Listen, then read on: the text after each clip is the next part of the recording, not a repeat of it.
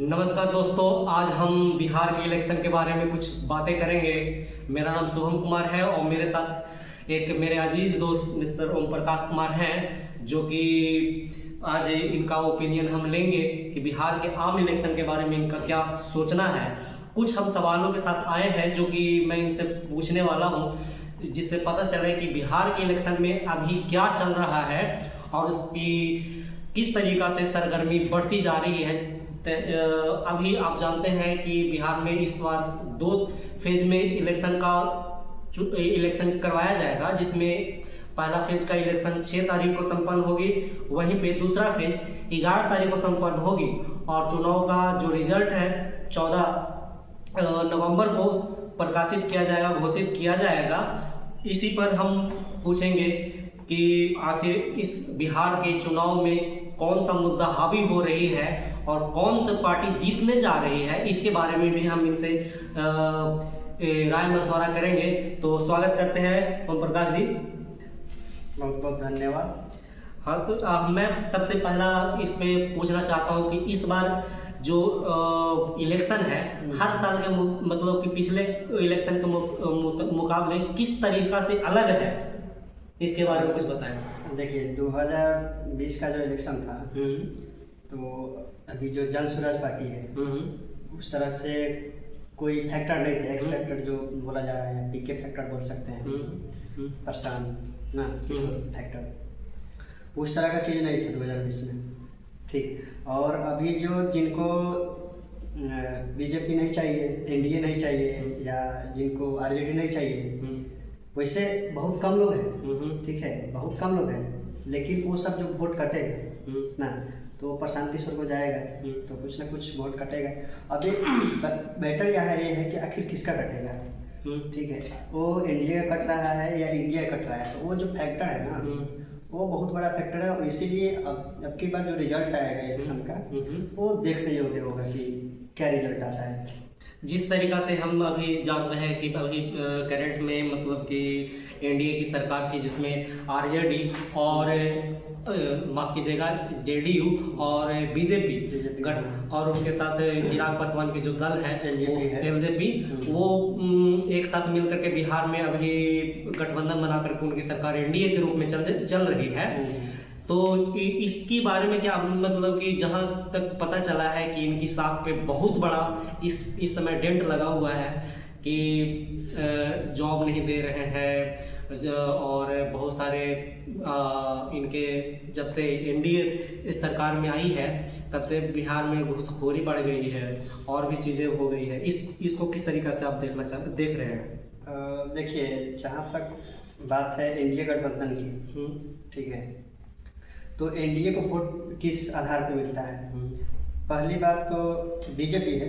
BJP को जो vote मिलता है वो मिलता है पहले नरेंद्र मोदी के नाम पे, ठीक है, और दूसरा मिलता है जेडीयू पार्टी है, उनको मिलता है नीतीश कुमार के नाम पे। लेकिन अब इधर 2-3 सालों में आप देखे होंगे नीतीश कुमार के जो लोग बोल रहे हैं कि इनकी दिमागी हालत ठीक नहीं है, भले ही अभी भी काम कर रहे हैं या चुनाव में रैली में जाना है या कहीं भी जाना है वो कर रहे हैं, ठीक है, बाकायदे, बट फिर भी वो चीज़ें जो है वो डाउन हुई है।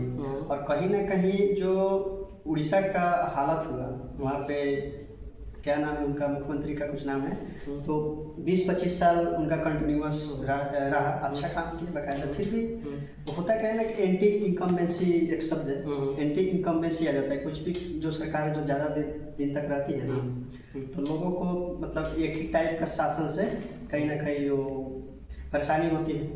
तो वो चीज़ जो है शायद इस बार देखने को मिलेगी बिहार के इलेक्शन में, ठीक है। तो वो पॉइंट है, नीतीश कुमार हो गए और इनके नाम पे वोट थोड़ा ड्रॉप होंगे, कम होंगे। और रहा मोदी जी का भी थोड़ा सा पॉपुलैरिटी बाकायदा है, लेकिन कहीं ना कहीं अब लोग उनसे भी उब चुके हैं। क्या लगता है कि इस बार मोदी फैक्टर काम करेगी? जिस तरीक़ा से अभी देख रहे हैं कि जो एनडीए के गठबंधन दल में बड़े बड़े नेता हैं, जैसे में योगी जी हो गए, रवि किशन हो गए, या फिर निरहुआ जिनको निरहुआ कहते हैं, वो इनके पॉलिटिकल पार्टी के रैली में हुंकार भरते हुए नजर आ रहे हैं। क्या इनका तेज चल पाएगा? जो अपनी रहुआ या इन लोगों की बात की वो तो बस एक अट्रैक्ट करने के लिए है, ठीक है।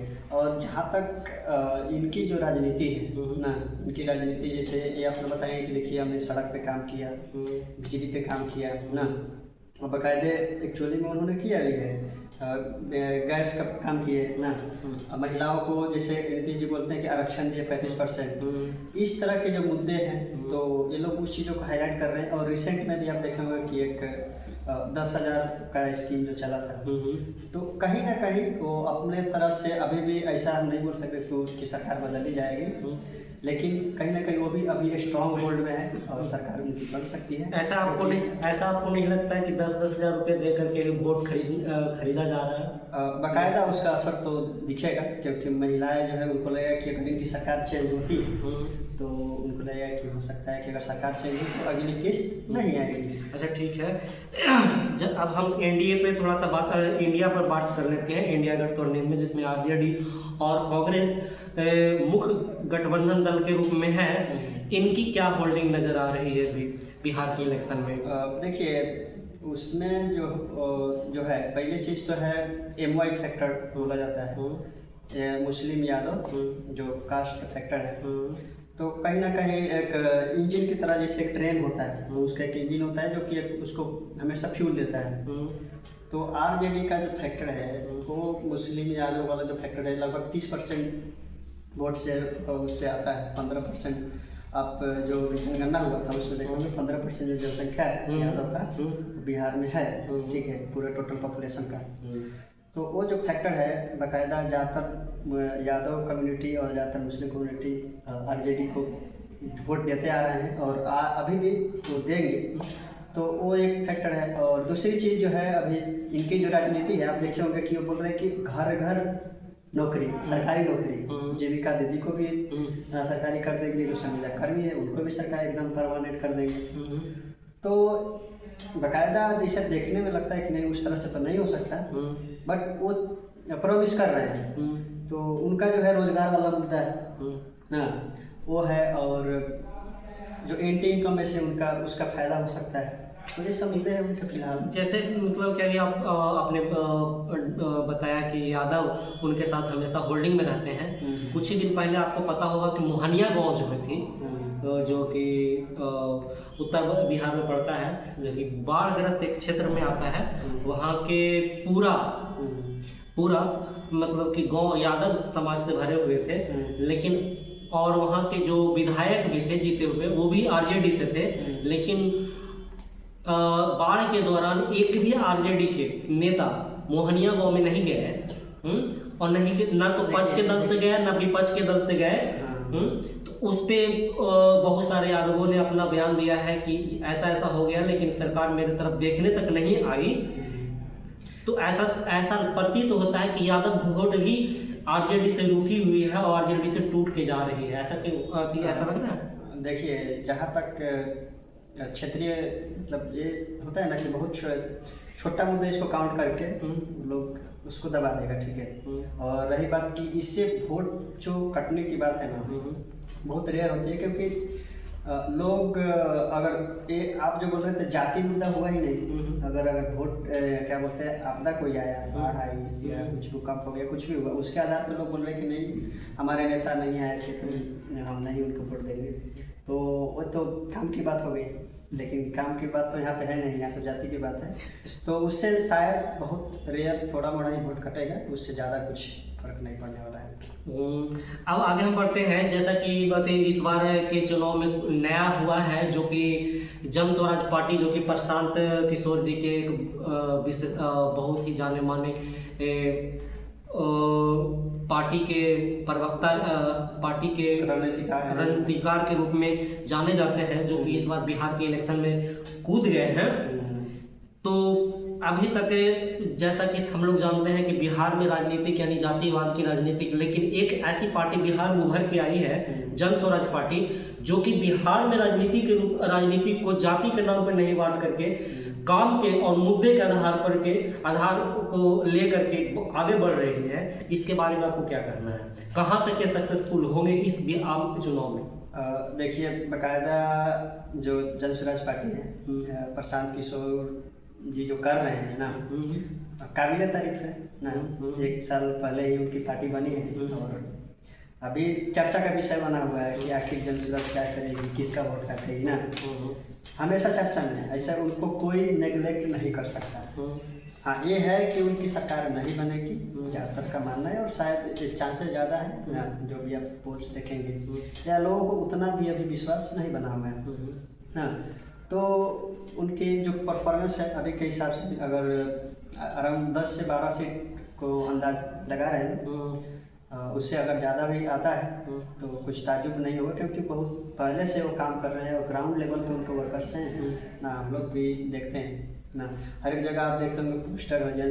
जनसुराज उतनी पार्टी, छोटी पार्टी है, 1 साल पहले बनी, फिर भी आप उसके पोस्टर्स ना सारी चीज़ आप देख रहे हैं ना। तो वो जो चीज़ है, देखिए कहीं कहीं पे इनका जो मेन जो कंसर्न है ना, मेन पॉइंट है जो आपको बता देते हैं जनसुराज के। जनसुराज का जो मेन पॉइंट है ना, जैसे बहुत सारे जो सीट्स हैं, कहीं कहीं पे बहुत कम मार्जिन में आरजेडी जीती है या एनडीए जीती है ना, महागठबंधन या एनडीए जीती हुई है, ठीक है।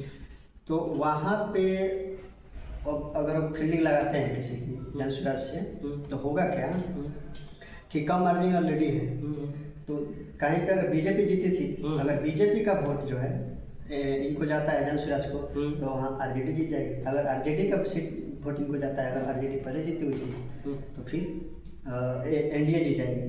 तो कहीं ना कहीं इनको वोट कटर के रूप में आप कंसिडर कर सकते हैं, और इस वजह से बहुत सारे जो सीटों पे है वो चेंजेस देखने को मिलेगा, और इस वजह से रिजल्ट का इंतजार है बाकायदा क्या होने वाला है। वैसे ये जैसे कि हम लोग को पता है कि एनडीए जो बोल रही है कि मतलब कि हम लोग ने महिला रोजगार योजना के तहत हर महिलाओं को 10-10 हज़ार रुपये दिए, और नीतीश कुमार बोल रहे हैं कि मैंने 12 लाख रोजगार दे दिए, ठीक है, इंफ्रास्ट्रक्चर बढ़िया कर दिया, रोड बना दिए, जंगल राज से मुक्ति दिला दिए। तो इससे क्या लगता है कि बिहार के वोटर लुभा सकते हैं, लुभा पाएंगे, चूँकि हम लोग जानते हैं कि लगभग 20 साल से नीतीश कुमार सत्ता में, बिहार के सत्ता में काबिज है, अलग अलग सहयोगी दल के साथ रह करके भी 20 साल से काबिज है। क्या इस बार भी काबिज हो पाएंगे?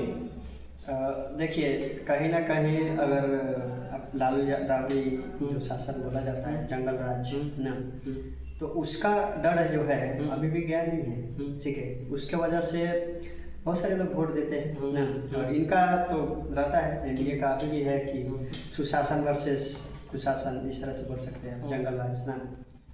तो सुशासन बाबू के नाम से शुरू में नीतीश कुमार रहे थे, अभी शायद अभी नहीं बोला जाता है, लेकिन 5 से 15 के बीच में जो काम किए ना, बाकायदा बहुत अच्छे काम किए थे, तो उस आधार पे उनको बोला जाता था। तो वो जो फैक्टर है वो अभी है, वो उस मुद्दा को लेकर एनडीए वाले अभी भी बने हुए हैं।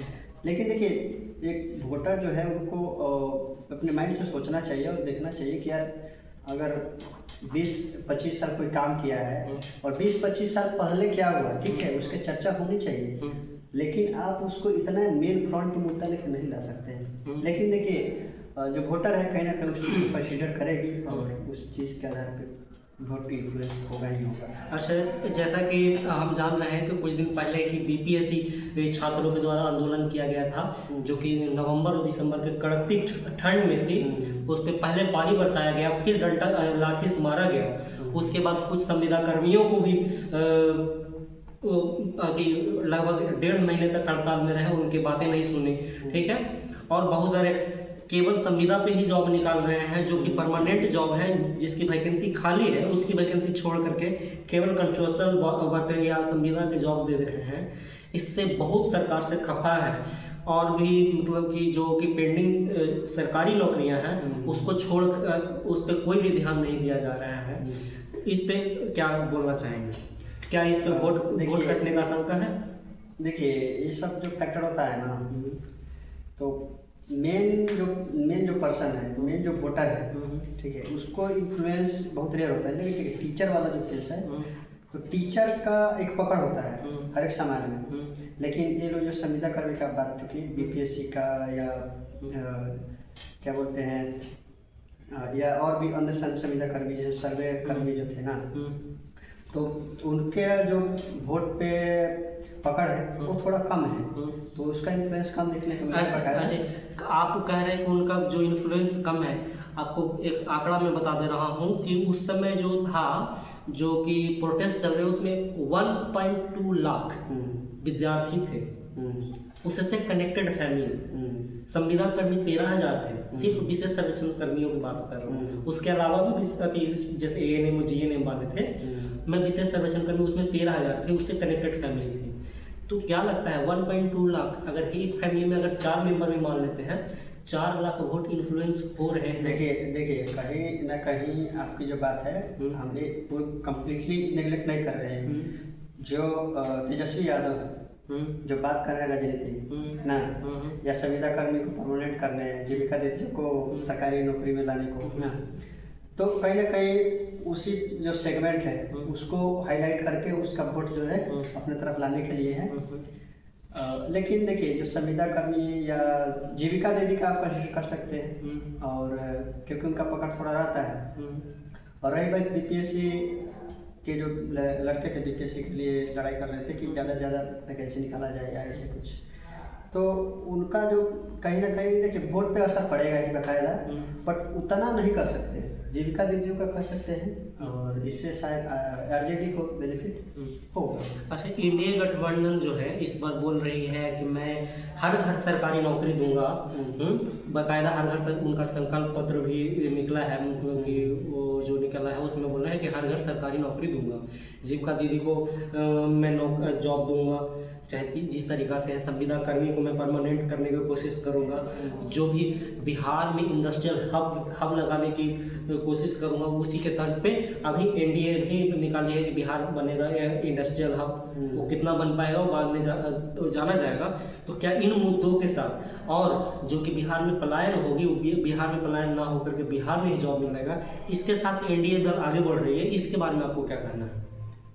इंडिया दल उस पर कर रही है। हाँ, इंडिया माफ कीजिएगा। हाँ देखिए, जहाँ तक ये सारे मुद्दे जो आते हैं ना, पलायन की बात हो गई या जो सरकारी नौकरी देने का वादा है, तो देखिए इस कम्प्लीटली सबको पता है, कम्प्लीटली ये राजनीतिक मुद्दे हैं ना। बाद में हाँ, लेकिन लोगों का यही रहता है, ये वोटर्स का यही रहता है कि यार कम से कम बात तो कर रहा है, कम से कम चर्चा तो कर रहा है, और जो कब चर्चा ही नहीं करेगा वो क्या देगा। तो इस आधार पर लोग वोट करते हैं। और कहीं ना कहीं आप अगर देखें तो जीविका दीदियों की जो संख्या है बहुत ज़्यादा है, या संविदा कर्मी को परमानेंट करना, या इस तरह से हर एक घर में जो बोला जा रहा है, तो ऐसा नॉर्मल माइंड से भी सोचे तो पॉसिबल दिखता नहीं। और अचानक से आप इंडस्ट्री लाना या इस तरह से करना ना, आप उस चीज़ पे चर्चा करते नहीं थे। तेजस्वी यादव का भी बहुत सारा एक पॉइंट छूट गया कि 2005 में मतलब कि बिहार में कंपनियों की संख्या 3,000 थी, और 2025 में भी ये सिर्फ और सिर्फ 3200 है। ठीक है, ये 20 साल में जहाँ तक कि कंपनियों की संख्या में मिनिमल ग्रोथ आई है, इसके बारे में क्या कहना चाहते हैं?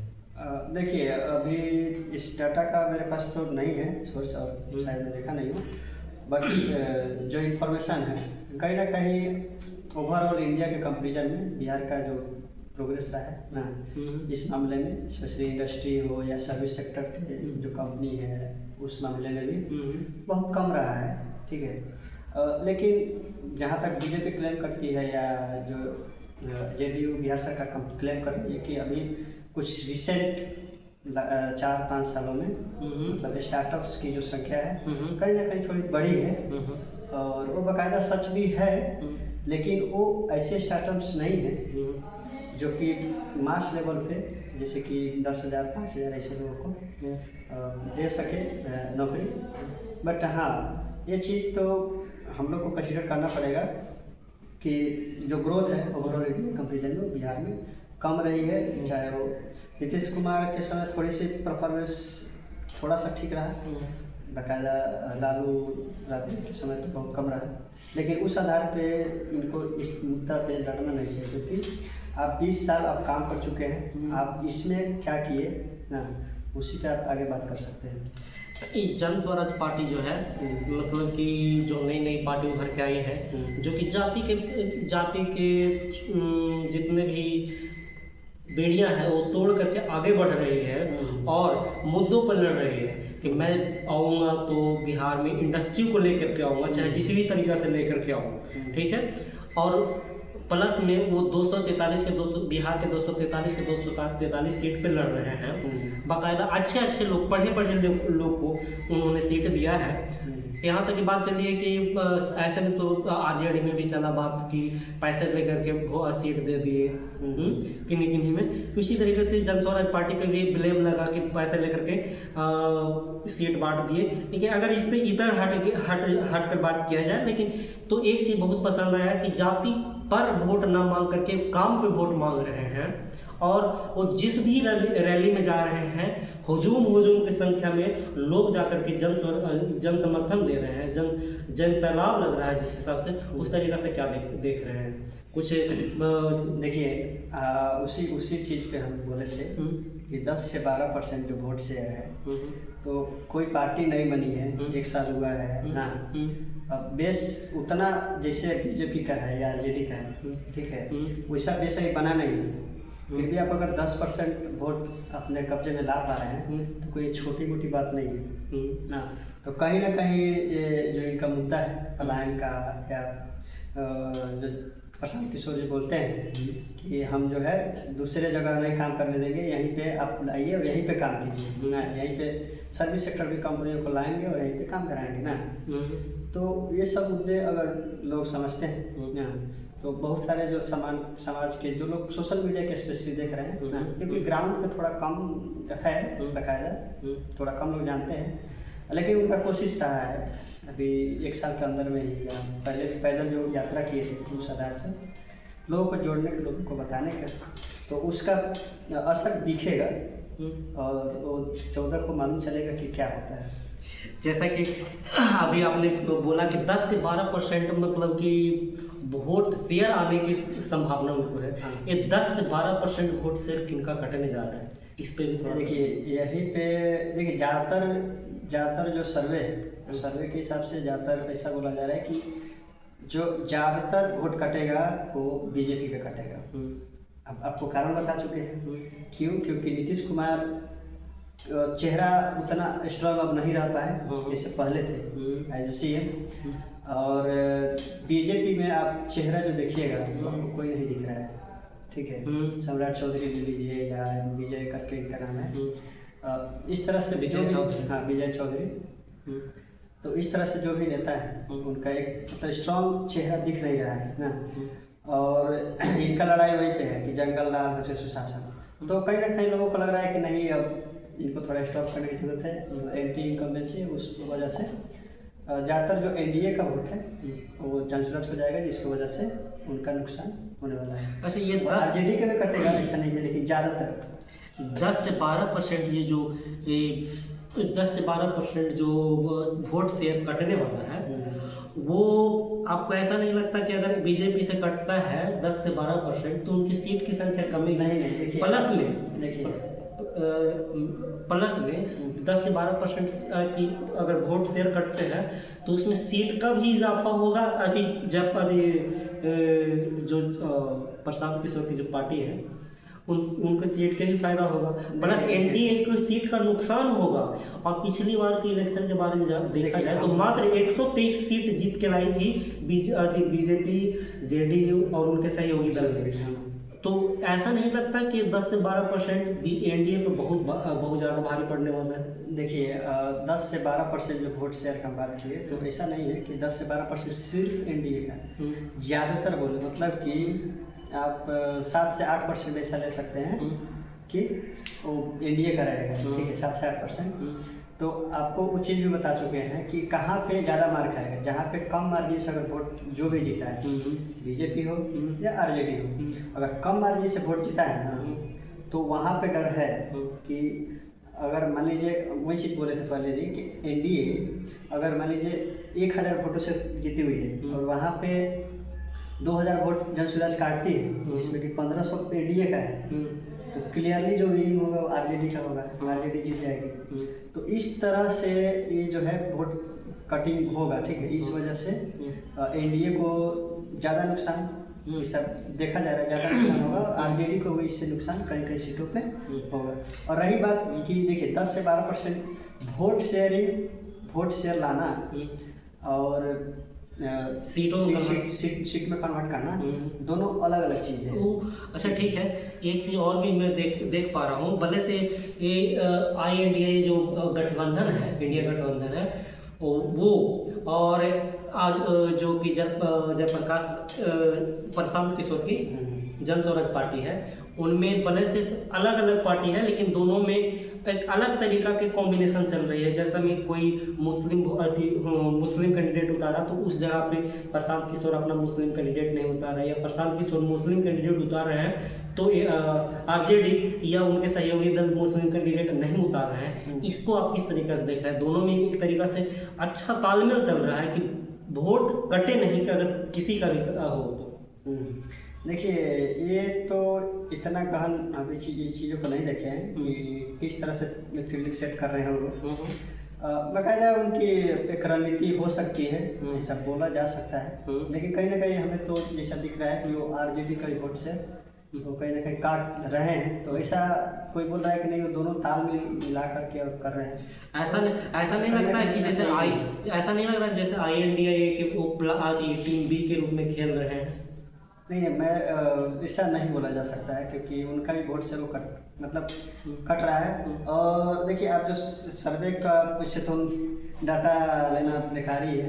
पहले भी वोटों में देख सके जो चुनाव हुए हैं तो कहीं ना कहीं वो जो रूलिंग पार्टी है उनको ज़्यादा शेयर करके दिखाते हैं। तो फिर भी अगर कंसीडर करें तो बीजेपी अभी भी बहुत ज़्यादा स्ट्रॉन्ग होल्ड में है, ठीक है। बहुत सारी चीज़ें हैं कि अभी भी आरजेडी को लोग उतना पसंद नहीं करते हैं। अगर आप मुस्लिम यादव जो फैक्टर बोले थे, MY फैक्टर, उसको आप कंसीडर ना करें तो ज़्यादातर जो वोट है, जो कि अगड़ी जो फॉरवर्ड क्लास की वोट है ज़्यादातर, वो अभी भी बीजेपी को ही जाती है।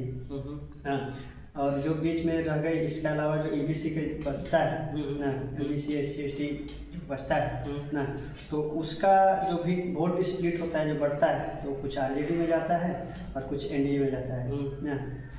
तो जो जन स्वराज पार्टी का जब बोल रहे हैं ना कि ऐसा मिक्सअप है या ऐसा कुछ है, वो ऐसा हमको दिख नहीं रहा है अभी के हिसाब से। इस बार के चुनाव का जो मुद्दा है निकल के आ रहा है कि मैं इंडस्ट्रियल हब बनाऊंगा, किसी ने बोला कि मैं पलायन को रोक दूंगा, किसी ने बोला कि मैं संविदा कर्मियों को या हर घर नौकरी दे दूंगा।